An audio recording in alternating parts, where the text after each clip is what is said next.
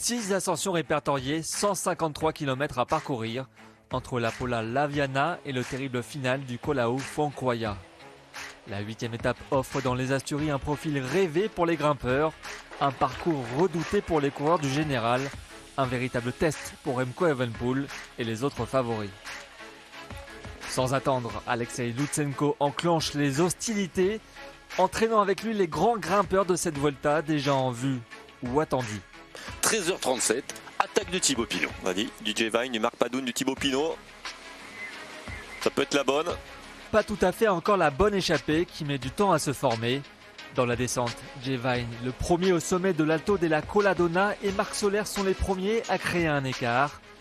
Le duo est vite rejoint dans la vallée par Lutsenko, Taramae, mais aussi par Landa, Hamilton et Pedersen.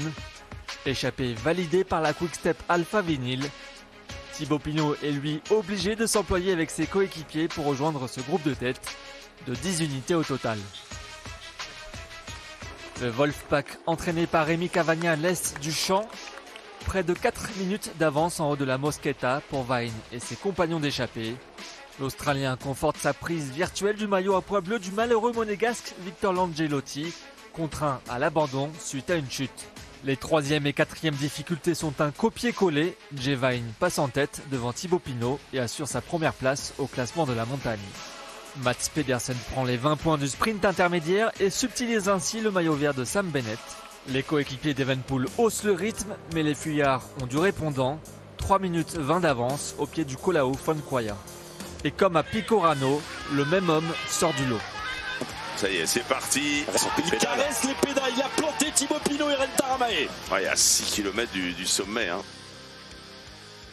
Personne ne rattrapera l'Australien, décrochant son 2e succès de prestige en 3 jours.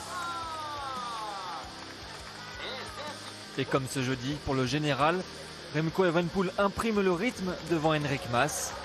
Primoz Roglic et Carlos Rodriguez tiennent cette fois le tempo, mais le Belge est intenable. Remco qui va repasser devant Enric Mas pour montrer qui est le patron. Roglic ne peut pas suivre.